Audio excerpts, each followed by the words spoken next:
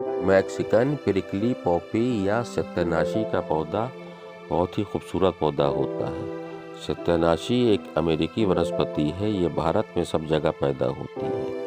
इसे भड़भाड़, घमोई और स्वर्णचीरी भी कहते हैं। सत्यानाशी के किसी भी अंग को तोड़ने पर उसमें से सोने जैसा पीला दूध निकलता है, इसलिए इसे स्वर्णछरी भी कहते हैं। इस जड़ी बूटी के कई सेहत के फायदे हैं, जो पीलिया, डायबिटीज़, आँख, सांस आदि बीमारियों को ठीक करने में मदद करती है।